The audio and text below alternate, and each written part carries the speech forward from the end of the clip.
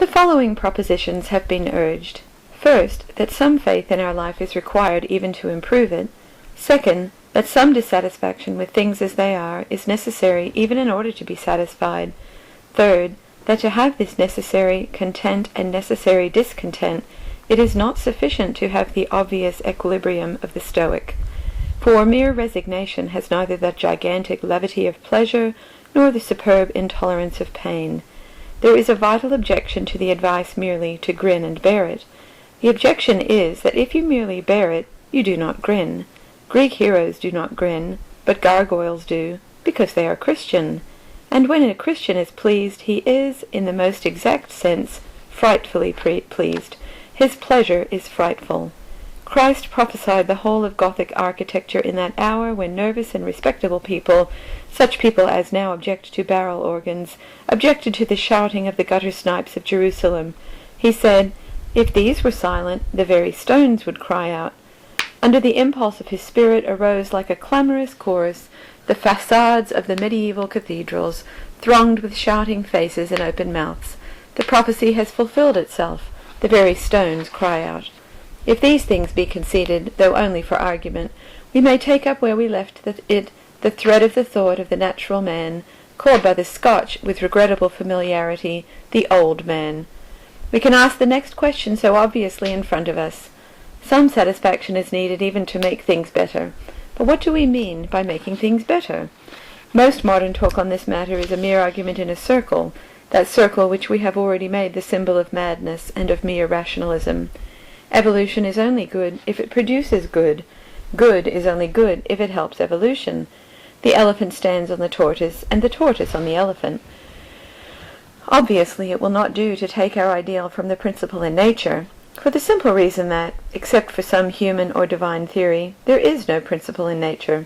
For instance, the cheap anti-democrat of today will tell you solemnly that there is no equality in nature. He is right, but he does not see the logical addendum. There is no equality in nature. Also, there is no inequality in nature. Inequality, as much as equality, implies a standard of value. To read aristocracy into the anarchy of animals is just as sentimental as to read democracy into it. Both aristocracy and democracy are human ideals, the one saying that all men are valuable, the other that some men are more valuable. But nature does not say that cats are more valuable than mice. Nature makes no remark on the subject. She does not even say that the cat is enviable or the mouse pitiable. We think the cat superior because we have, or most of us have, a particular philosophy to the effect that life is better than death. But if the mouse were a German pessimist mouse, he might not think that the cat had beaten him at all. He might think he had beaten the cat by getting to the grave first, or he might feel that he had actually inflicted frightful punishment on the cat by keeping him alive. Just as a microbe might feel proud of spreading a pestilence, so the pessimistic mouse might exult to think that he was renewing in the cat the torture of conscious existence. It all depends on the philosophy of the mouse. You cannot even say that there is victory or superiority in nature unless you have some doctrine about what things are superior. You cannot even say that the cat scores unless there is a system of scoring. You cannot even say that the cat gets the best of it unless there is some best to be got. We cannot, then, get the idea itself from nature, and as we follow here the first and natural speculation, we will leave out, for the present, the idea of getting it from God. We must have our own vision. But the attempts of most moderns to express it are highly vague. Some fall back simply on the clock. They talk as if mere passage through time brought some superiority, so that even a man of the first mental caliber carelessly uses the phrase that human morality is never up to date. How can anything be up to date? A date has no character. So how can one say that Christmas celebrations are not suitable to the 25th of a month? What the writer meant, of course, was that the majority is behind his favorite minority, or in front of it. Other vague modern people take refuge in material metaphors. In fact, this is the chief mark of vague modern people. Not daring to define their doctrine of what is good, they use physical figures of speech without stint or shame, and, what is worst of all, seem to think these cheap analogies are exquisitely spiritual and superior to the old morality. Thus they think it intellectual to talk about things being high. It is at least the reverse of intellectual. It is a mere phrase from a steeple or a weathercock. Tommy was a good boy is a pure philosophical statement worthy of Plato or Aquinas. Tommy lived the higher life is a gross metaphor from a 10-foot rule. This, incidentally, is almost the whole weakness of Nietzsche, whom some are representing as a bold and strong thinker. No one will deny that he was a poetical and suggestive thinker, but he was quite the reverse of strong. He was not at all bold.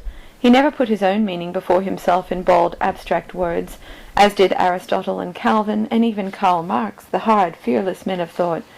Nietzsche always escaped a question by a physical metaphor, like a cheery minor poet.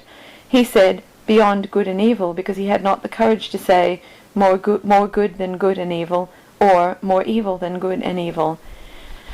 Had he faced his thought without metaphors, he would have seen that it was nonsense. So, when he describes his hero, he does not dare to say the purer man, or the happier man, or the sadder man, for all these are ideas, and ideas are alarming. He says the upper man, or over man, a physical metaphor from acrobats or alpine climbers. Nietzsche is truly a very timid thinker. He does not really know in the least what sort of man he wants evolution to produce, and if he does not know, certainly the ordinary evolutionists who talk about things being higher do not know either. Then again, some people fall back on sheer submission and sitting still. Nature is going to do something some day. Nobody knows what, and nobody knows when. We have no reason for acting, and no reason for not acting. If anything happens, it is right. If anything is prevented, it was wrong. Again, some people try to anticipate nature by doing something, by doing anything. Because we may possibly grow wings, they cut off their legs. Yet nature may be trying to make them centipedes for all they know. Lastly, there is a fourth class of people who take whatever it is they happen to want and say that is the ultimate aim of evolution. And these are the only sensible people. This is the only really healthy way, with the word evolution, to work for what you want and to call that evolution. The only intelligible sense that progress or advance can have among men is that we have a definite vision and that we wish to make the whole world like that vision. If you like to put it so, the essence of the doctrine is that what we have around us is the mere method and preparation for something that we have to create. This is not a world, but rather the material for a world. God has given us not so much the colors of a picture as the colors of a palette, but he has also given us a subject, a model, a fixed vision.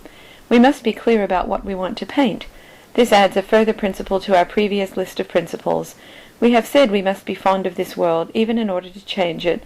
We now add that we must be fond of another world, real or imaginary, in order to have something to change it to. We need not debate about the mere words evolution or progress. Personally, I prefer to call it reform, for reform implies form. It implies that we are trying to shape the world in a particular image, to make it something that we see already in our minds. Evolution is a metaphor for mere automatic unrolling. Progress is a metaphor for merely walking along a road, very likely the wrong road. But reform is a metaphor for reasonable and determined men. It means that we see a certain thing out of shape, and we mean to put it into shape, and we know what shape. Now here comes in the whole collapse and huge blunder of our age. We have mixed up two different things, two opposite things. Progress should mean that we are always changing the world to suit the vision. Progress does mean, just now, that we are always changing the vision. It should mean that we are slow but sure in bringing justice and mercy among men. It does mean that we are very swift in doubting the desirability of justice and mercy. A wild page from any Prussian sophist makes men doubt it. Progress should mean that we are always walking towards the New Jerusalem. It does mean that the New Jerusalem is always walking away from us. We are not altering the real to suit the ideal. We are altering the ideal. It is easier. Silly examples are always simpler. Let us suppose a man wanted a particular kind of world, say a blue world. He would have no cause to complain of the slightness or swiftness of his task. He might toil for a long time at the transformation. He could work away in every sense until all was blue. He could have heroic adventures, the putting of the last touches to a blue tiger. He could have fairy dreams, the dawn of a blue moon. But if he worked harm, that high-minded reformer would certainly, from his own point of view, leave the world better and bluer than he found it. If he altered a blade of grass to his favorite color every day, he would get on slowly. But if he altered his favorite color every day, he would not get on at all. If, after reading a fresh philosopher, he started to paint everything red or yellow, his work would be thrown away. There would be nothing to show except a few blue tigers walking about, specimens of his early bad manner. This is exactly the position of the average modern thinker. It will be said that this is avowedly a preposterous example, but it is literally the fact of recent history. The great and grave changes in our political civilization all belonged to the early 19th century, not to the later. They belonged to the black and white epoch when men believed fixedly in Toryism, in Protestantism, in Calvinism, in Reform, and not unfrequently in Revolution. And whatever each man believed in, he hammered at steadily, without skepticism, and there was a time when the established church might have fallen, and the House of Lords nearly fell. It was because radicals were wise enough to be constant and consistent. It was because radicals were wise enough to be conservative. But in the existing atmosphere there is not enough time and tradition in radicalism to pull anything down. There is a great deal of truth in Lord Hugh Cecil's suggestion, made in a fine speech, that the era of change is over, and that ours is an era of conservation and repose. But probably it would pain Lord Hugh Cecil if he realized, what is certainly the case, that ours is only an age of conservation because it is an age of complete unbelief. Let beliefs fade fast and frequently if you wish institutions to remain the same.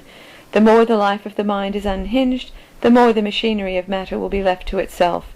The net result of all our political suggestions, collectivism, Tolstoyanism, neo-feudalism, communism, anarchy, scientific bureaucracy, the plain fruit of all of them is that the monarchy and the House of Lords will remain. The net result of all the new religions will be that the Church of England will not, for heaven knows how long, be disestablished. It was Karl Marx, Nietzsche, Tolstoy, Cunningham Graham, Bernard Shaw, and Auberon Herbert, who, between them, with bowed gigantic backs, bore up the throne of the Archbishop of Canterbury. We may say broadly that free thought is the best of all the safeguards against freedom. Managed in a modern style, the emancipation of the slave's mind is the best way of preventing the emancipation of the slave. Teach him to worry about whether he wants to be free, and he will not free himself. Again, it may be said that this instance is remote or extreme, but again, it is exactly true of the men in the streets around us. It is true that the Negro slave, being a debased barbarian, will probably have either a human affection of loyalty or a human affection for liberty. But the man we see every day, the worker in Mr. Gradgrind's factory, the little clerk in Mr. Gradgrind's office, he is too mentally worried to believe in freedom. He is kept quiet with revolutionary literature. He is calmed and kept in his place by a constant succession of wild philosophies. He is a Marxian one day, a Nietzscheite the next, a Superman probably the next day, a Superman probably the next day, and a slave every day. The only thing that remains after all the philosophies is the factory. The only man who gains by all the philosophies is Gradgrind. It would be worth his while to keep his commercial helotry supplied with sceptical literature. And now I come to think of it, of course, Gradgrind is famous for giving libraries. He shows his sense. All modern books are on his side. As long as the vision of heaven is always changing, the vision of earth will be exactly the same. No ideal will remain long enough to be realized, or even partly realized. The modern young man will never change his environment, for he will always change his mind. This, therefore, is our first requirement about the ideal towards which progress is directed. It must be fixed. Whistler used to make many rapid studies of a sitter. It did not matter if he tore up 20 portraits, but it would matter if he looked up 20 times and each time saw a new person sitting placidly for his portrait.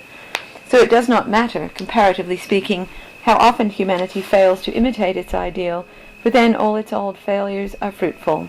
But it does frightfully matter how often humanity changes its ideal, for then all its old failures are fruitless.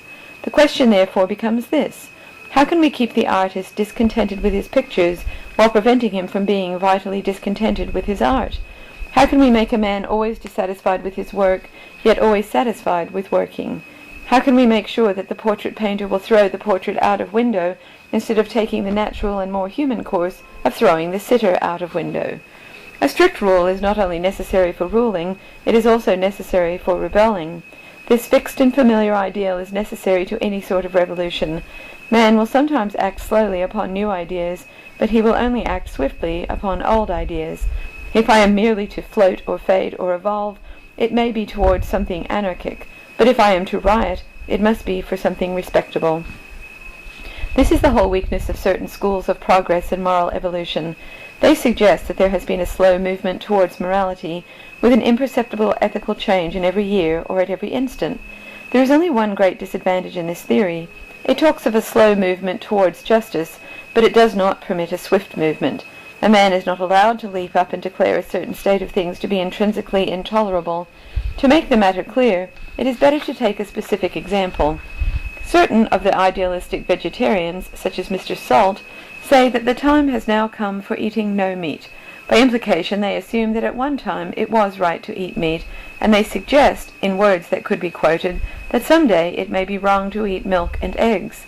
I do not discuss here the question of what is justice to animals. I only say that whatever is justice ought, under given conditions, to be prompt justice. If an animal is wronged, we ought to be able to rush to his rescue. But how can we rush if we are perhaps in advance of our time? How can we rush to catch a train which may not arrive for a few centuries? How can I denounce a man for skinning cats if he is only now what I may possibly become in drinking a glass of milk? A splendid and insane Russian sect ran about taking all the cattle out of all the carts. How can I pluck up courage to take the horse out of my hansom cab when I do not know whether my evolutionary watch is only a little fast or the cabman's a little slow? Suppose I say to a sweater, slavery suited one stage of evolution, and suppose he answers, and sweating suits this stage of evolution. How can I answer if there is no eternal test? If sweaters can be behind the current morality, why should not philanthropists be in front of it? What on earth is the current morality, except in its literal sense, the morality that is always running away? Thus we may say that a permanent ideal is as necessary to the innovator as to the conservative. It is necessary whether we wish the king's orders to be promptly executed, or whether we only wish the king to be promptly executed. The guillotine has many sins, but to do it justice, there is nothing evolutionary about it. The favorite evolutionary argument finds its best answer in the axe. The evolutionist says, "Where do you draw the line?" The revolutionist answers, "I draw it here, exactly between your head and body." There must at any given moment be an abstract right and wrong if any blow is to be struck. There must be something eternal if there is to be anything sudden. Therefore, for all intelligible human purposes, for altering things or for keeping things as they are, for founding a system forever, as in China, or for altering it every month, as in the early French Revolution, it is equally necessary that the vision should be a fixed vision. This is our first requirement. When I had written this down, I felt once again the presence of something else in the discussion, as a man hears a church bell above the sound of the street. Something seemed to be saying, "My ideal at least is fixed, for it was fixed before the foundations of the world. My vision of perfection assuredly cannot be altered, for it is called Eden. You may alter the place to which you are going, but you cannot alter the place from which you have come." To the orthodox there must always be a case for revolution, for in the hearts of men God has been put under the feet of Satan. In the upper world hell once rebelled against heaven, but in this world heaven is rebelling against hell. For the orthodox there can always be a revolution, for a revolution is a restoration. At any instant you may strike a blow for the perfection which no man has seen since Adam. No unchanging custom, no changing evolution can make the original good anything but good. Man may have had concubines as long as cows have had horns, still they are not a part of him if they are sinful. Man may have been under oppression ever since fish were under water, still they ought not to be if oppression is sinful. The chain may seem as natural to the slave, or the paint to the harlot, as does the plume to the bird or the burrow to the fox. Still they are not if they are sinful. I lift my prehistoric legend to defy all your history. Your vision is not merely a fixture, it is a fact. I paused to note the new coincidence of Christianity, but I passed on. I passed on to the next necessity of any ideal of progress.